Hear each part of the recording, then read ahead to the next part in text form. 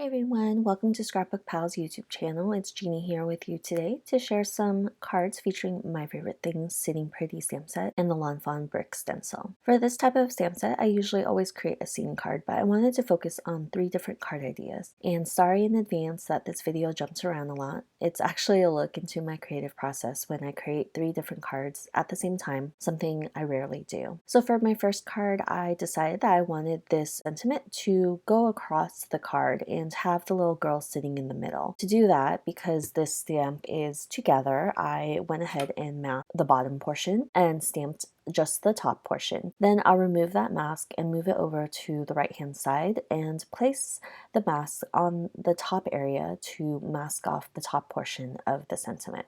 Of course, if you're comfortable, you can cut the stamps in half, but I just don't like performing stamp surgery, so I opt not to do that and just to work on the masking itself. It's usually really easy to do, especially if the sentiments are straight, so you shouldn't have a problem if you don't want to cut your stamps in half. So once I do that, I will go ahead and add the little girls, and I thought the cute birds would be a perfect accent to her.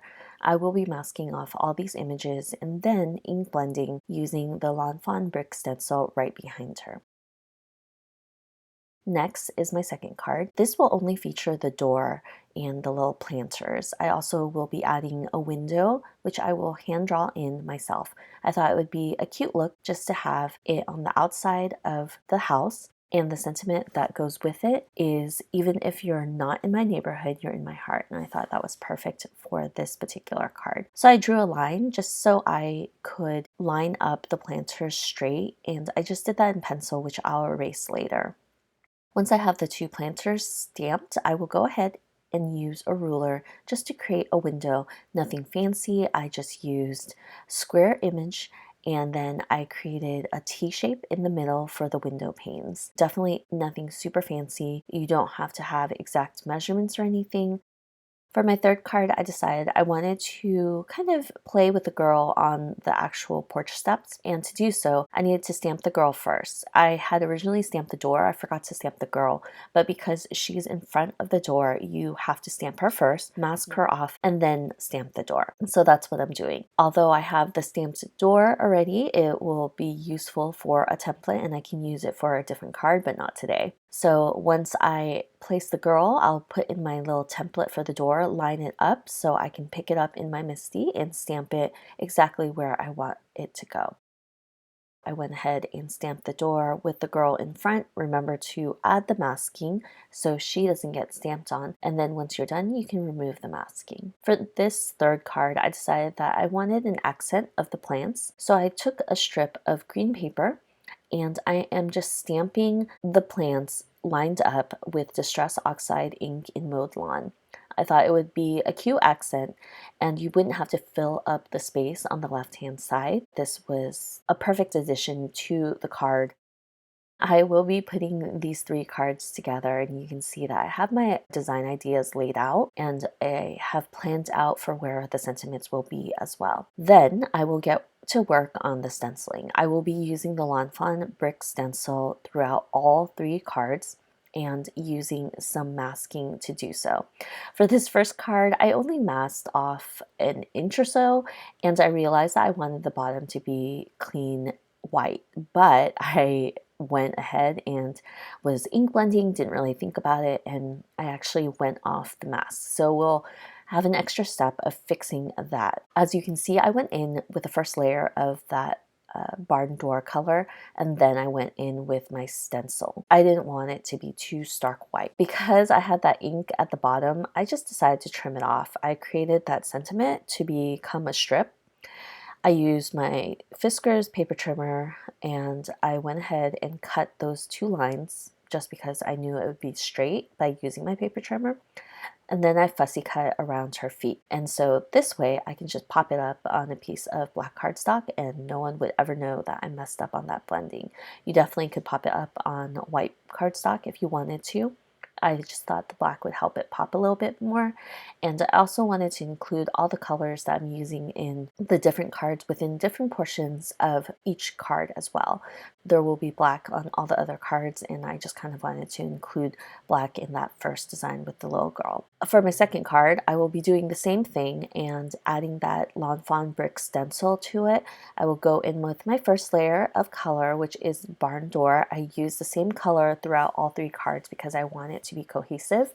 It would work perfectly for a card set if you were giving this away as a present. Whenever I do card sets like this, I try to keep it as cohesive as possible so they kind of all go together but can be sent out separately. Once I put that first layer of the barn door color, I will go ahead and add the Lawn Fawn brick stencil right over top. I'm using the Wendy Vecchi Stay-tion, which is kind of a magnetic mat, and it really holds down the stencil in place, so I can add that color and not worry about the stencil shifting. It's super helpful, and I've been using it a lot lately. When I finish the ink blending, I will remove the mask, and it reveals that clean image for my door and my window. For the window, as a side note, I did have to cut down a piece of masking paper after measuring out the window because I created it myself. I didn't have an image to use as a template to cut it out. For the third card, I did the same thing. I added the bit of color and then added the stencil, and I kept it only around the door because I will be adding that green strip of the plants being stamped on the left-hand side. Once I add the green stripe to the last card, I will have all three designs. Then I will go ahead and stamp the sentiment because that is the finishing touch for these three different card designs.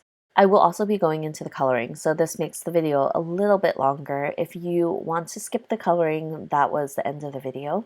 And I hope you enjoyed the three design ideas. However, if you're staying for the coloring, I will be talking through some of my coloring.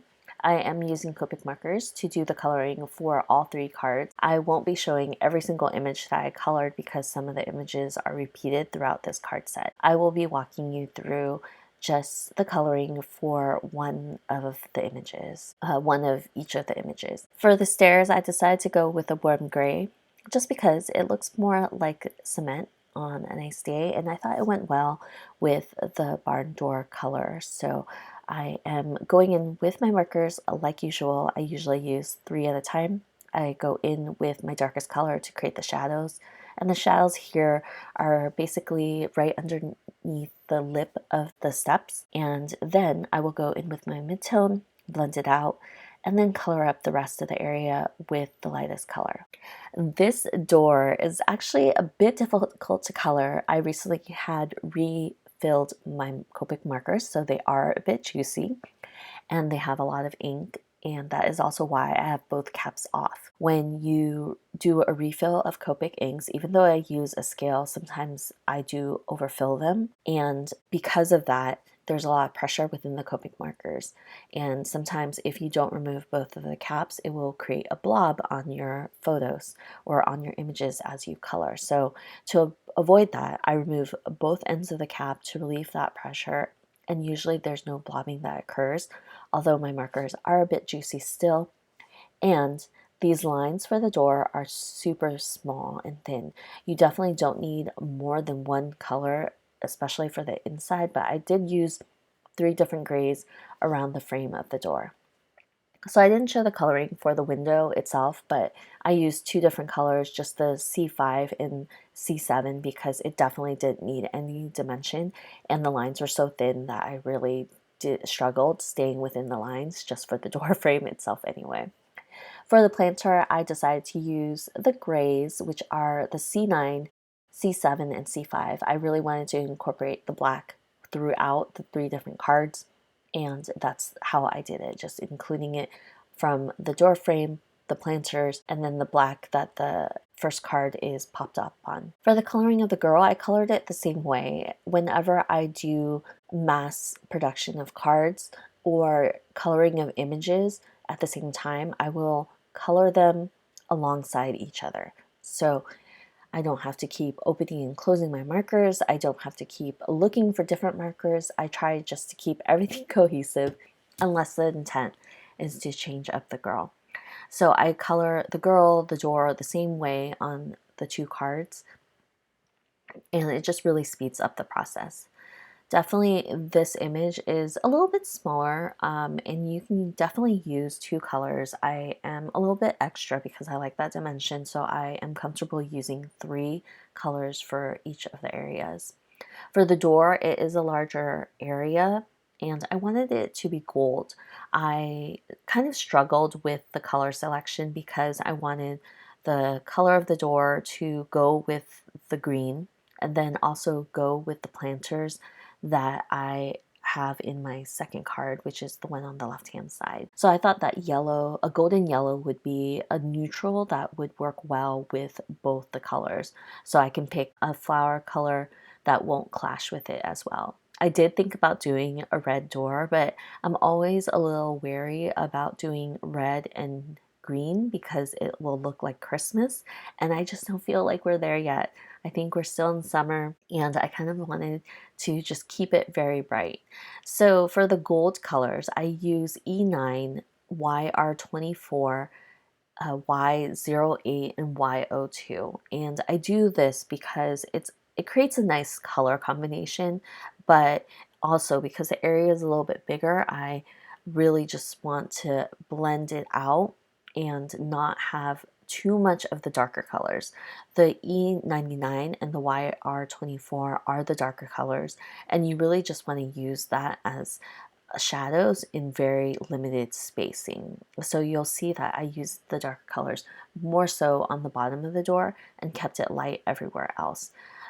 I thought that that color of the door really worked. Because I wanted to keep all the colors cohesive, I'm using those same gold colors for the little birds. However, because the birds are a lot smaller, I'm only using YR24, Y08, and Y02. I thought it was smarter to use two colors, and those little birds stand out and will work well tying in the three cards together because they all have that pop of yellow. So for the planters, I decided to use purple because purple and yellow go well together, and I am just going to go in and color them using three different purple Copic markers. I have this tried and true color combination of V17, V15, and V12. And although you can use two colors, I do use three because the V12 is very light and the V17 is very dark. So you really need a color in between just to be able to blend them all together. The flowers are really small and you definitely don't need to use three colors, but I thought the three colors just added that bit of dimension, and I really liked how it turned out. The purple will also be used in the girl's shirt, so that way that purple is carried throughout the three cards as well. I think the only color that I used was blue, which is for her pants, that I didn't use on this card, but there is a light kind of blue-green color that I use on the window. It doesn't really match her pants, but I thought that every card in this little card set really worked well together. So for the leaves, I only went in with two colors. I decided that it really didn't need that much dimension, especially because the florals already had that dimension. So I went in with one dark green color and just kind of added a stripe down the leaf because that's how it was drawn. And then I just went in and colored the rest of the leaf with a lighter green color. For the window itself, I kind of just went in with one color. I originally was going to use two, but I thought one would be enough. I used BG11, which really works well for windows, and just added streaks. So it looked like there was a reflection, so you couldn't see inside the window. And for the girl's shirt, I'm using that same purple combination, and that just ties in the purple through the three cards. And I thought it was really cute. And for the pants, this is my go-to for jeans, B97, B93, and B95. It works just really well. It looks like denim jeans, and that's what I colored it up with. For that very first card, I had that sentiment strip, and because I had a lot of warm grays for the doorsteps on the two other cards, I decided to use the same warm grays but in lighter colors to color up the sentiment strip. And I thought that that really tied everything together. I am so happy with how these came out, and I did jump all over the place, but it's because I work in the assembly line style, so I do all my stamping, I do all my designing, and then I'll do all my coloring. And the last touch is just to add glue all over that first panel and pop it up on black cardstock, and then these cards are done. So I think that this is a perfect little set to give someone, especially someone new to the neighborhood. It would be really cute, and they all go well together. So I hope you enjoyed today's cards, and I'm hopeful that you'll be able to create 3 designs using one stamp set as well. And I will see you guys next time with another video. Bye.